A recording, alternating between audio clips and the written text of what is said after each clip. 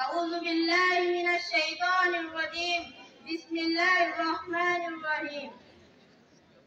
जनाबे सदर, मुअज़्ज़िज़े असातिज़ा और मेरे प्यारे भाई और बहनों, अस्सलामु अलैकुम। आज मैं आपके सामने एक तकरीर पेश करना चाहता हूँ जिसका उन्वान है तहरीर आज़ादी। सबसे पहले आप तमाम को मेरी तरफ से मुल्क हिंदुस्तान की आज़ादी की बहुत बहुत मुबारकबाद। हज़रात, ये वही आज़ादी का दिन है जिसको हासिल करने के लिए हमारे आबा व अजदाद ने मुश्किलात और मसाइब का सामना किया।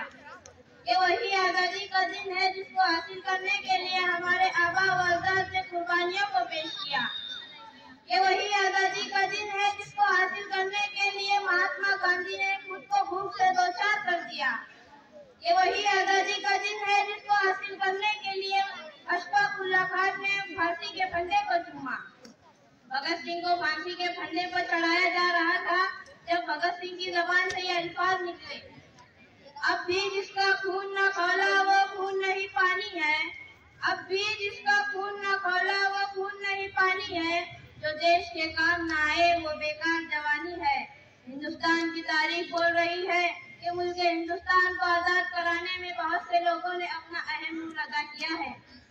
अगर बादशाह जफर की बात करें, जब 1857 की जंग में बादशाह जफर को रंगोन की काली कोठरी के पीछे ढकेल दिया गया, जब अंग्रेजों ने ये कहा, दमदमे में दम नहीं अब खैर मांगो जान की, दमदमे में दम नहीं अब खैर मांगो जान की, ऐ जफर ठंडी हुई शमशीर हिंदुस्तान की। जब जफर ने उन्हें ये जवाब दिया, गाजियों में बू रहेगी जब तलक ईमान की, गाजियों में बू रहेगी जब तलक ईमान की, तख्ते लंदन तक चलेगी हिंदुस्तान की।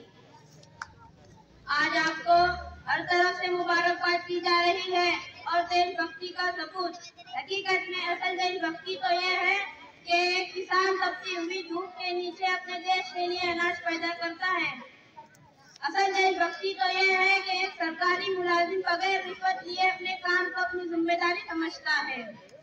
हमारे लिए ये खुशकिस्मती है कि हमारे हिंदुस्तान में हिंदू भी पैदा हुआ, मुसलमान भी पैदा हुआ, सिख भी पैदा हुआ, लेकिन हमारी बदकिस्मती है कि हमारे हिंदुस्तान में इंसानियत पैदा नहीं हुई। इसी के साथ मैं अपनी तकरीर को खत्म करना चाहता हूँ। नफरत जो सिखाए हमें आपस में लड़ाकर, नफरत जो सिखाए हमें आपस में लड़ाकर, हम उसके लिए जंग का ऐलान करेंगे। बहुत खूब। हमारे